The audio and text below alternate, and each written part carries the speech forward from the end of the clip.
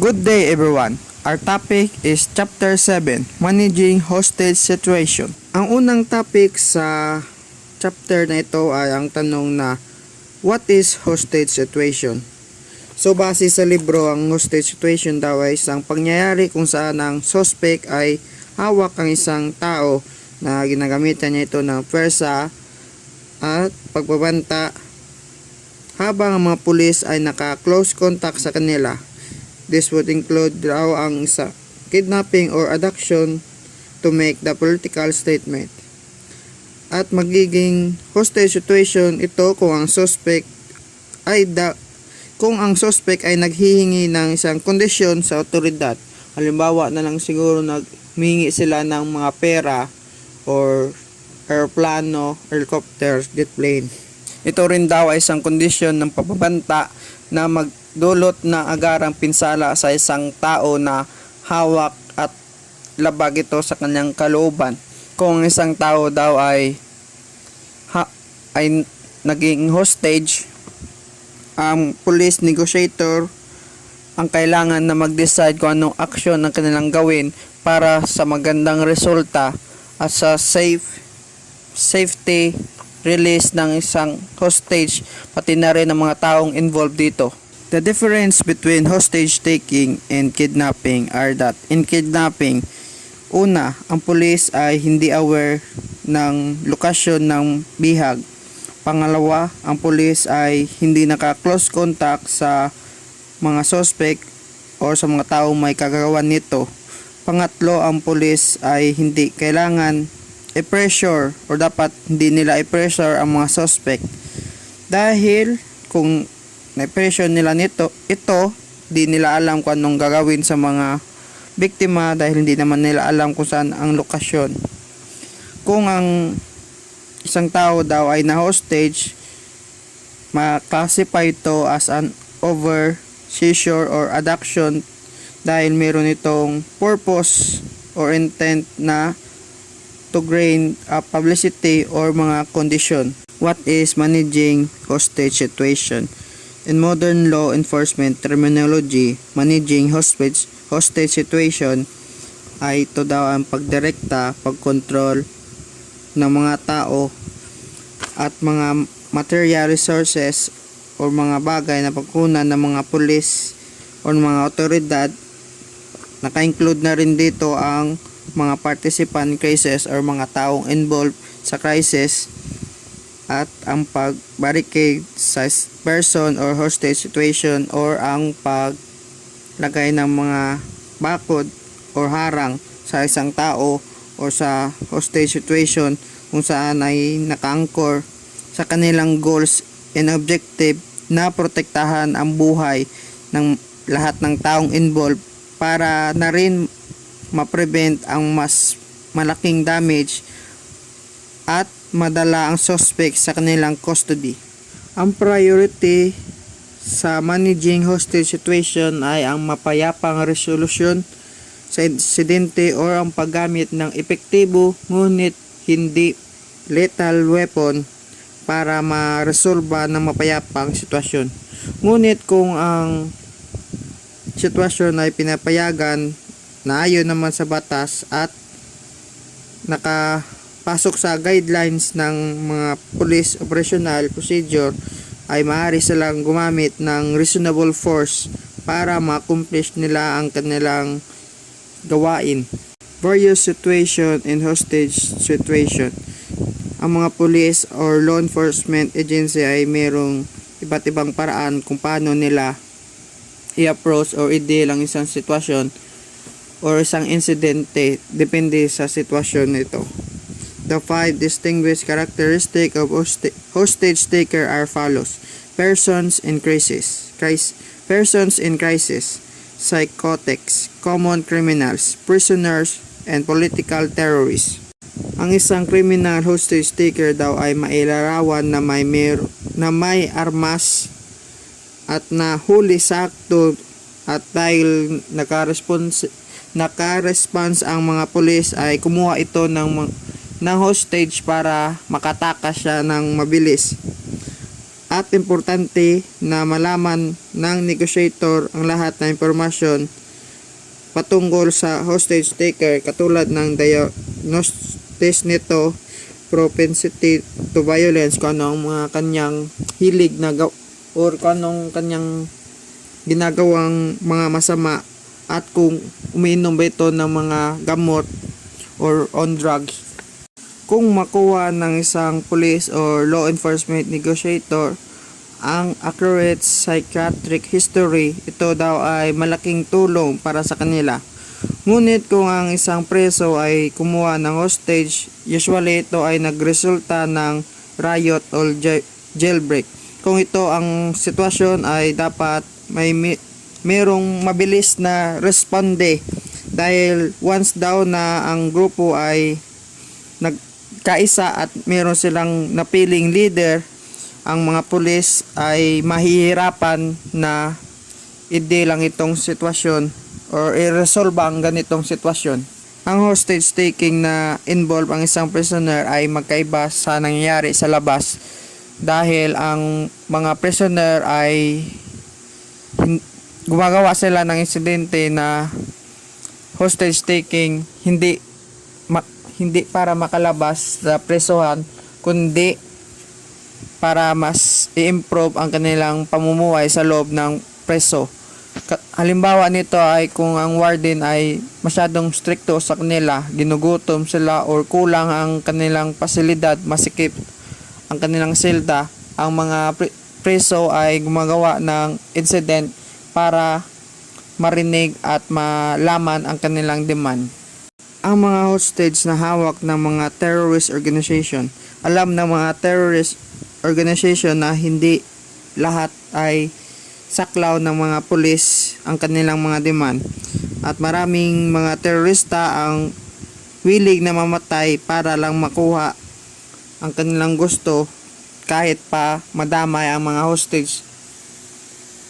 Kung ang hostage taker ay willing na mamatay kahit pa madamay ang mga inosenteng tao at or ang kanyang hostage, ito daw ay napaka delikadong sitwasyon at napakahirap para sa mga police or negotiator, dahil hindi sila mag-hesitate or magdadalawang isip na kunin ang kanilang buhay para lang ipalam sa lahat or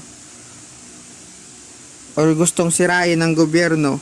Kung ang isang tao ay handang mamatay or kung ang isang hostage taker handang mamatay, dapat daw ito ay i-handle kagad ng otoridad at ito rin siyang threat sa lahat. Numerous motive of hostage taking. Ito ang mga iba't ibang rason kung bakit mayroong hostage taking na nangyayari.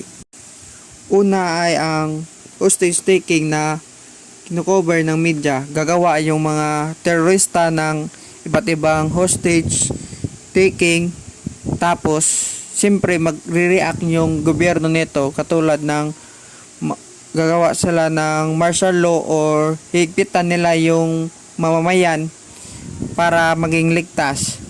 Ngunit siyempre tayo mga mamamayan ay mag-react dito dahil masyadong maigpit at ayaw natin ng ganito sitwasyon, at yung mga tao at gobyerno ay medyo hindi magkakaintindihan or merong medyo gulo na mangyayari, at yun yung gustong mangyari ng terorista, at once na mangyari yun, gagawa sila ng paraan para i-overthrow ang government. Sa number 2 naman, ito ang mga urban guerrilla. Kung baga may gira sa lungsod at kailangan ihanda ng mga kapulisan ang kanilang gagawin dahil panigurado merong hostage situation na mangyayari at dapat handa sila. Political terrorist. Ang point ng political terrorist, ito ay gumagawa sila ng mga hostage incident para patunayan daw na hindi kaya protektahan ng gobyerno ang mga mamamayan, at hingi sila ng mga ransom money or pera para i-release ang mga hostage. Sa number 4, merong tatlong example. Una ay yung mag-asawa na parang hino-hostage nila yung kanilang anak para sa custody battle. Yung pangalawa ay yung dalawang bansa na nagpapalitan ng tao or para sa kapayapaan. Halimbawa na lang, hawak ng bansang China yung presidente natin at hawak rin natin yung presidente nila, parang nagpapalit tayo ng hostage para sa kapayapaan at wala ng gulo. Yung pangatlong sample dito sa number 4 ay yung mga taong may sakit sa pag-isip na kumukuha ng hostage para maitama ang kanilang paniniwala na mali.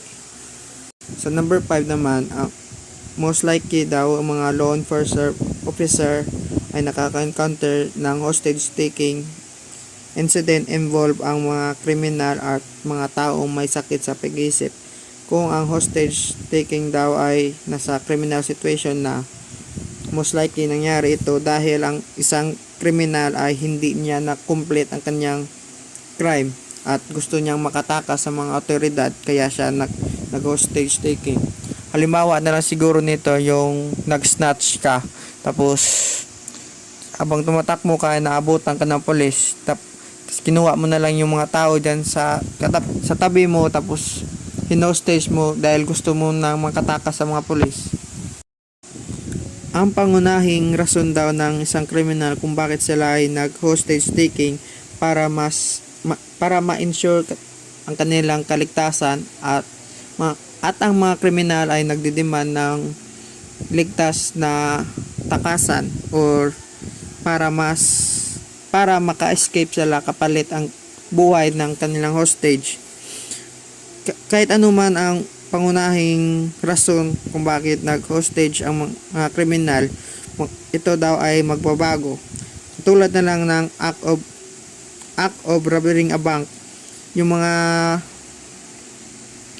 nag-rob sa bank ay gusto nila ng malaking pera. Ngunit ang mga demand nito ay nagbabago dahil siguro hindi na sila makatakas o alam na nila hindi sila ligtas. Gusto na lang nila ay mabawasan ng kanilang sentensya at sumuko na hindi sila nasasaktan. At kung minsan ang mga demand ng mga hostage taker na gusto kaagad nilang baguhin ang ganitong sistema sa gobyerno or sa preso kung saan sila nakabilanggo, na may eventually change na lang sa agreement sa tao o sa official kung sino man yung nakarapat dapat o sinong gusto niyang kausapin. Halimbawa na lang kanina sa example ko about sa preso, kung sinong gusto nilang mag-alsa dahil gusto nilang baguhin yung sistema doon or kondisyon nila, yung dapat kausapin doon yung warden or ang may hawak sa presuhan. Ngunit kahit anuman mangyari sa initial reason ng hostage taker, ito ay magbabago rin pagkalipas ng ilang oras at i-accept na lang nila kung ano ang mas nakabuti sa kanila dahil wala rin naman silang magagawa pa.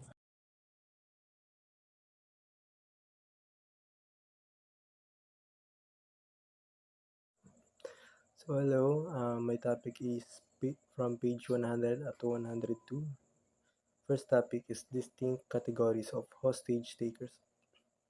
Number 1, persons in crisis. So sila yung mga hostage takers na nakakagawa ng crime due to poverty, lack of resources like monies, foods, shelters na kailangan nila sa pang-araw-araw. Number 2, psychotics. Sila yung mga hostage takers na may sakit sa pag-iisip na kung saan nakakagawa sila ng krimen kapag umaatake yung sakit nila. Then number 3, common criminals. So ito yung mga criminals na not only pang hostage na yung ginagawa, pero lahat or halos kahit anong crime yung gawin nila is kaya nilang gawin. Or normal na sa kanila yung paggawa ng crime. Next is prisoners. So sila yung mga hostage takers na nakakulong, then hindi sila kontento sa bagay na kung ano meron sila dun sa loob ng kulungan. Kaya gumagawa sila ng way para makatakas, like nang hostage sila para lang makatakas. Number 5 is political terrorist. Sila naman yung mga grupo na, or people na against sa government or pagpapatakbo ng government. And then, para masunod yung gusto nila is nang hostage sila para bigyan sila ng pansin ng government. Next is varied typologies of hostage takers. So normally, there are typologies of hostage takers, including their respective individual characteristics are as follows. Number 1, the common criminal. So there are two characteristics of the common criminal. So letter A is, so sila yung criminals na susuko agad if alam niya na wala na pag-asa makatakas pa siya. So letter B, this offender is mautak kasi alam niya kung anong mangyayari sa kanya kapag nilaban pa siya, kaya susuko na lang ito. Then number 2 is the psycho. The characteristics of psycho are as follows. So, di ko na i-explain lahat, no, kasi mahaba siya. Gagawin na natin isa na lang. So, bale, shortcut na lang natin. The psycho is, ito yung uri ng offender na pabago-bago ng mood until na di niya na alam yung ginagawa niya. So, unpredicted, kumbaga. Then, umaatake yung pagka-psycho niya if napoprostrate na siya. Then, akala niya, illusions na lang yung ginagawa niya. Not until bumalik siya sa dating katinoan niya. Doon niya na lang malalaman na nakagawa na pala siya ng krimen. Also, para mabalik yung dating katinoan niya is kailangan mayroon siyang kakilala or family niya para kausapin siya ng mainin para bumalik siya sa dating katinoan. The fanatic. So, the characteristic of fanatic are as follows. So, sila yung individual na may matinding paniniwala or dedikasyon sa sarili hanggang dumating sa point na wala na silang pake sa iba or sa nararamdaman ng iba. Mas pipiliin pa nila na isacrifice yung sariling buhay nila just for their beliefs. And mahirap makipag-negotiate sa kanila in terms of hostage taking dahil mas nangingibabaw sa kanila yung kanilang paniniwala. Next topic na is mind barriers in hostage taking. The different mind barriers in hostage taking are, number 1, dapat alam ng mga pulis yung motive ng hostage takers, also yung needs nila para maiwasan ang pagkamatay ng hostage nito. Then dapat alam nila yung intentions ng hostage takers para mas ma-handle nila yung situations. Then number 2, sa isang situation ng hostage taking, makakatulong ang pag-negotiate para mabigyan ng time yung mga police or other responders para makaisip sila ng tactics para mas resolve yung problem na walang nasasaktan. Number 3, in most cases, time has been found to be an ally and asset because of the following reasons. So, sa number 3 is, nasabi dito na yung time and assets are their allies because sa haba ng oras na binibigay nila sa hostage takers is makakaisip sila ng possible outcomes or mangyayari din. May isip nila na wala na pag-asa na makatakas pa sila kahit anong pang gawin nila. Also, sa haba ng oras, pwedeng makatulog yung mga offenders, then Mabibigay yun ng opportunities mga pulis para mahuli sila. Also, sa tagal ng oras na lilipas, pwedeng makatakas din yung mga hostages. Dito, ginagamit nila yung time nila as their ally kasi para for example, so, di ba sa tagal ng oras is maboboard lang sila, yung mga hostage takers. Then, there's opportunity for the hostages na para makatakas. Yun lang. Thank you. Several reasons in hostage taking. Number 1, criminals. May tatlo nga common reasons. A. Pagtakas sa crime scene pagkatapos nana mang hostage ag ro hostage nagamit nga pangangareglo sa mga personal authorities. B. Gapangayo et kwarta. C. Ga-request it sarakyan para makatakas. Number 2, prisoners. May daywa nga common reasons. A.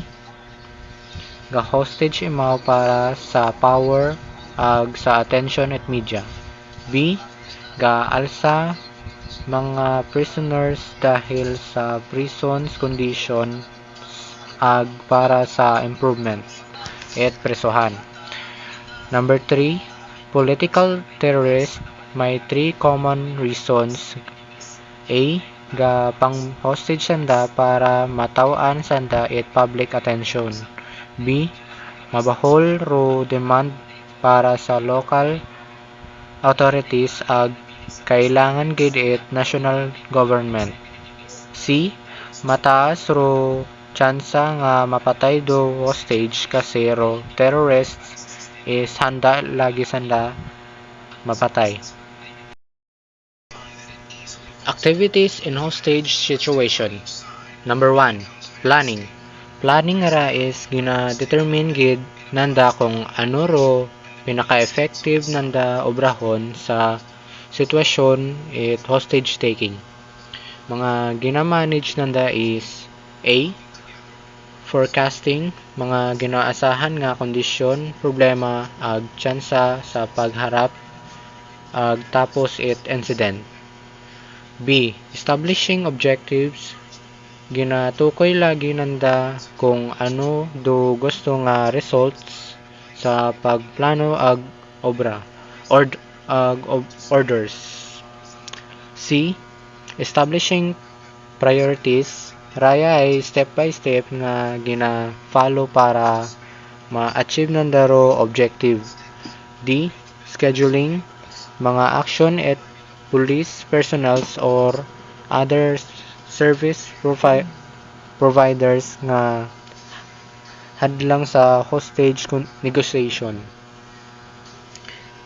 E. Allocating resources, gina-identify andang pwersa ag kung ano pa pwede nga obrahon para malabot ro objective ag mga available resources nga needed para sa pagsolbar it sitwasyon.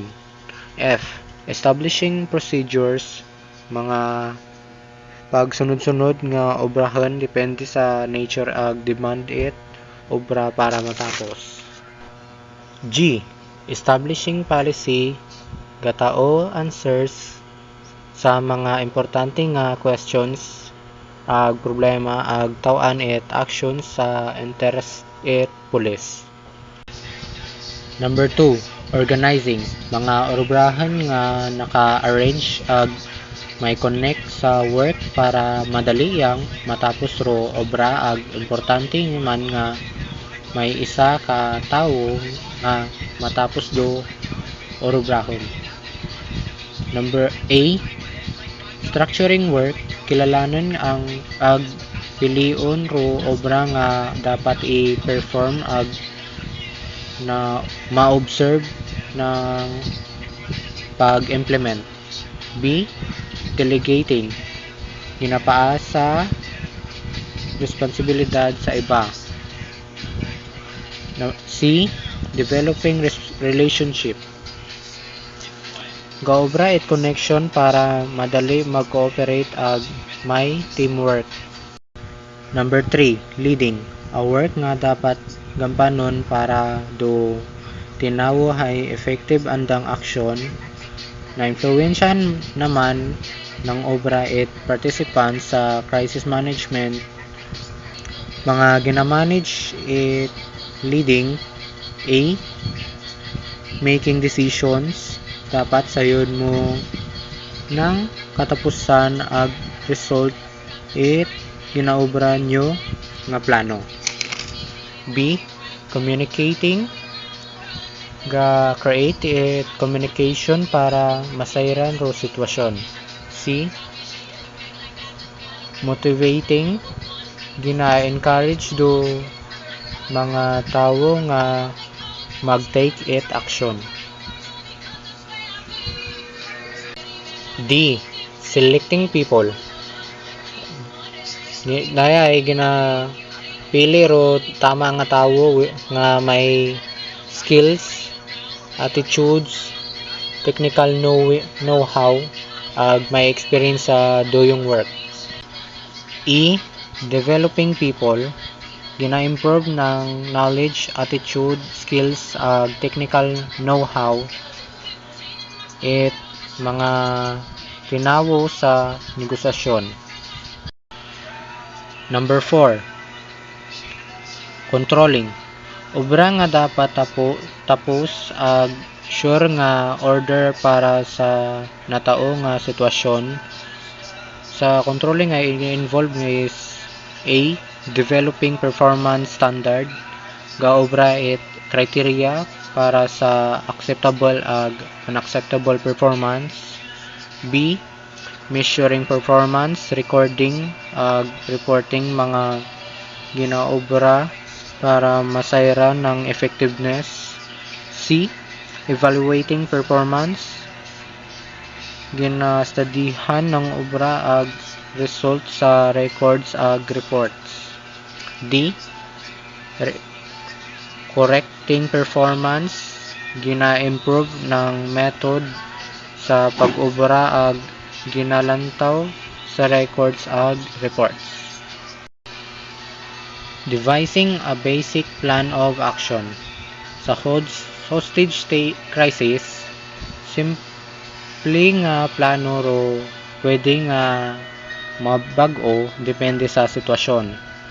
Do plano nga ra is mga process kung paalin imaw ma-achieve, kailangan man mga flexible para magsakto sa mga pagbag-o, lalo pa mga gabag-o ro ugali at mga hostage takers.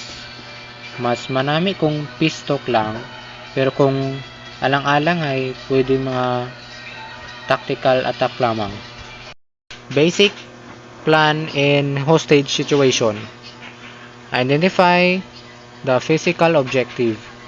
Dayro exact location at event or place nga may hostage situation.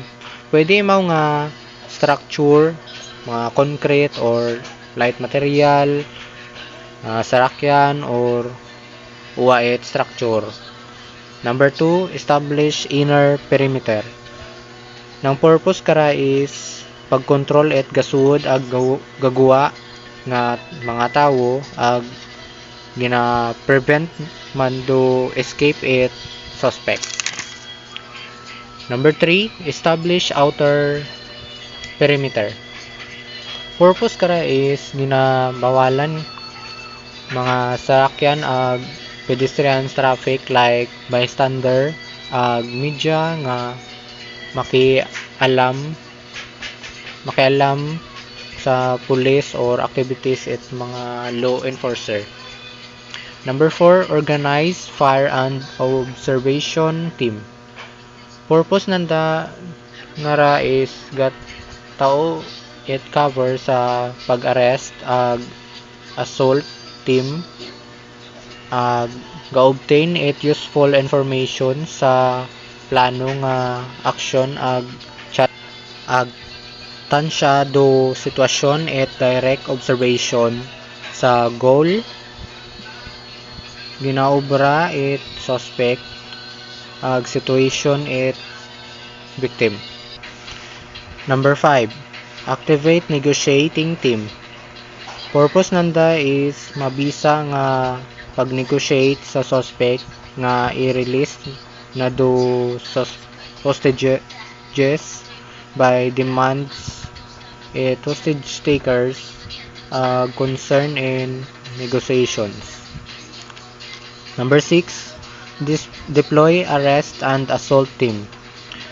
Daya ay mga SWAT teams, mga na-assign sa task of taking the perpetrators into custody nga mabalik man do custody it victim.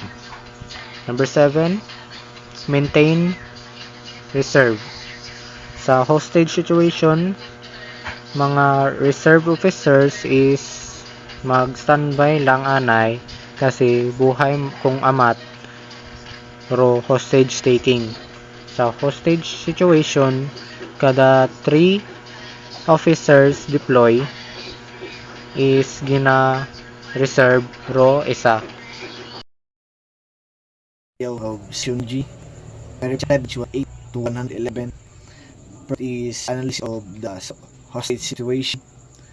Number 1, kasa control ang pag-set up ng panloob at labas ng mga meter sa paligid ng lugar.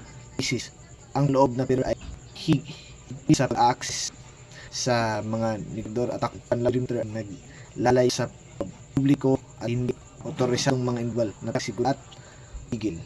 Ang konasyon ay nahalaan sa pamagitan ng kapos kung saan ang impormasyon ay ibinahagi sa isang kailangang malaman na ba't ang direktang kasangkot o may kaugnay ng mga responsibilidad tumatanggap ng partikular na katino.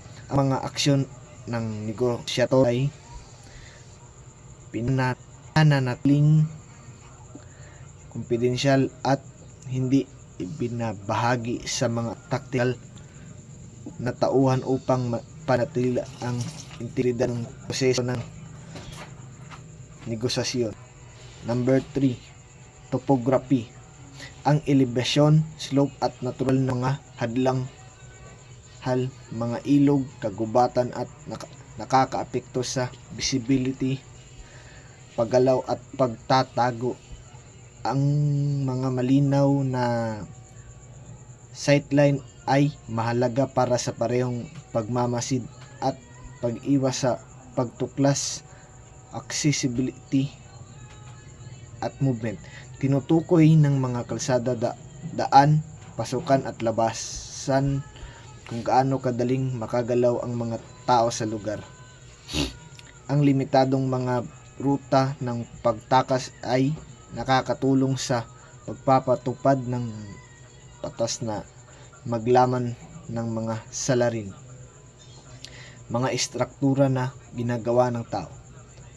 Ang mga gusali, bakod at pader ay nagbibigay ng takip o mga hadlang na nakaka-impluwensya sa parehong mga taktikal na diskarte at potensyal na mga ruta ng pagtakas. Ang mga urban na lugar ay nag-aalok ng mas maraming saklaw ngunit mas mataas na panganib sa mga sibilyan, habang ang mga rural na lugar ay nag-aalok ng maraming espasyo ngunit mas kaunting mga agarang reinforcement.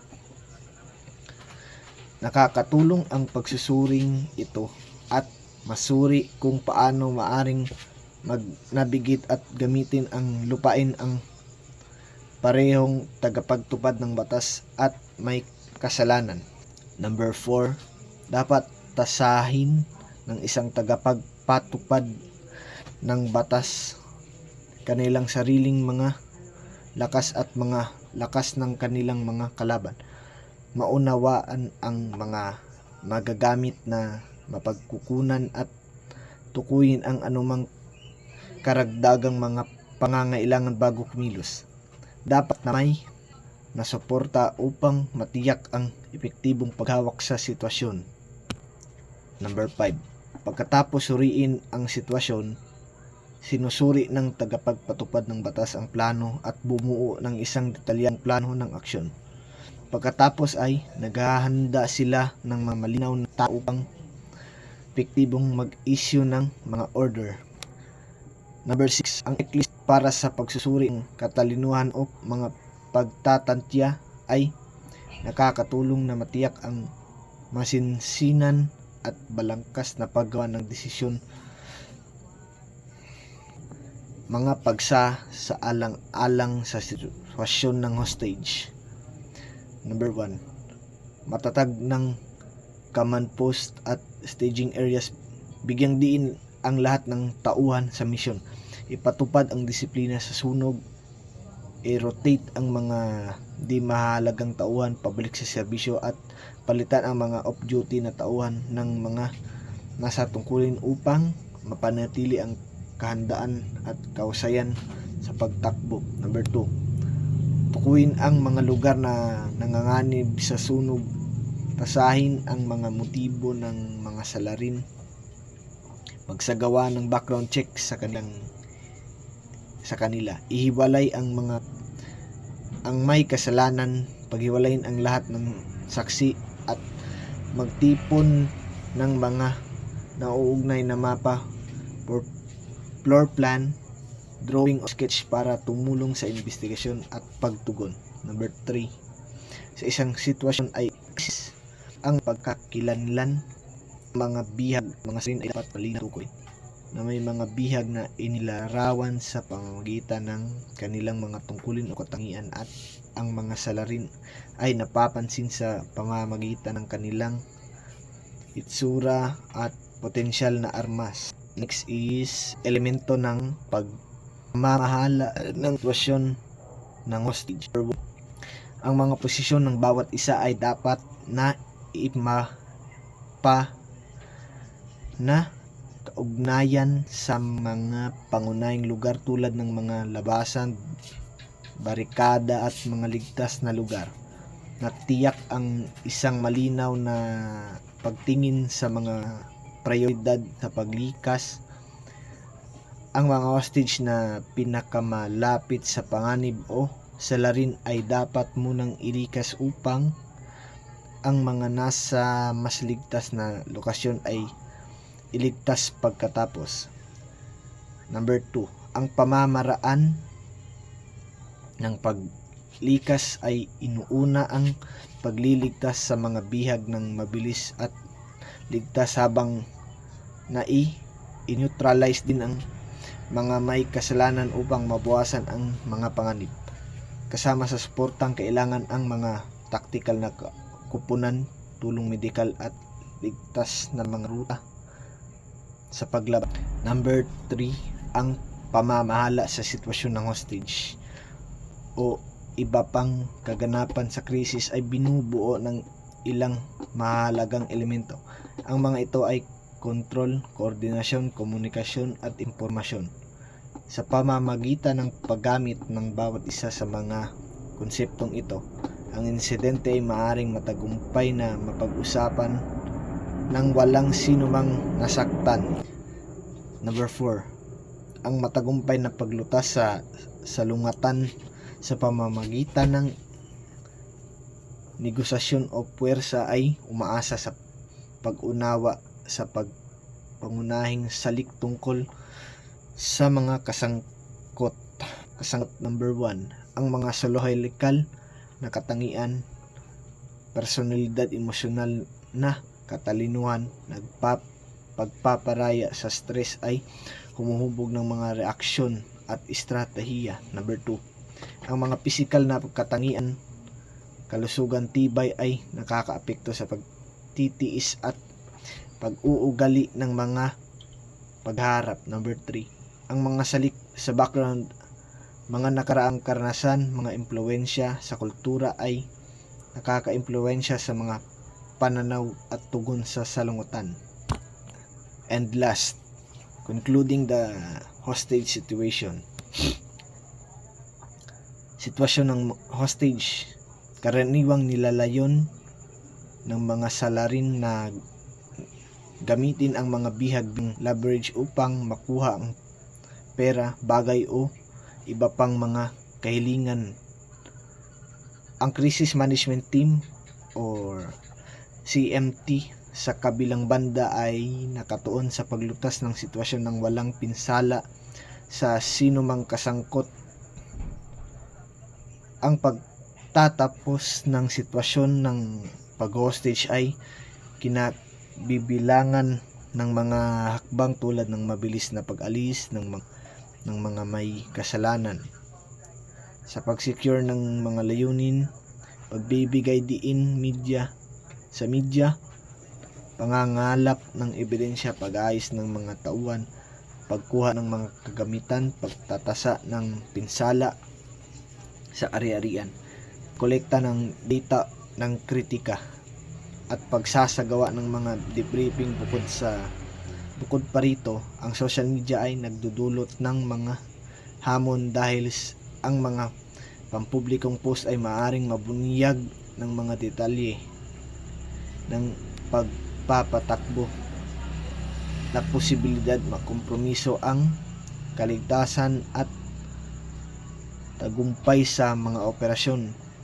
Ang pagkontrol ng impormasyon ito ay mahalaga para sa mga CTM.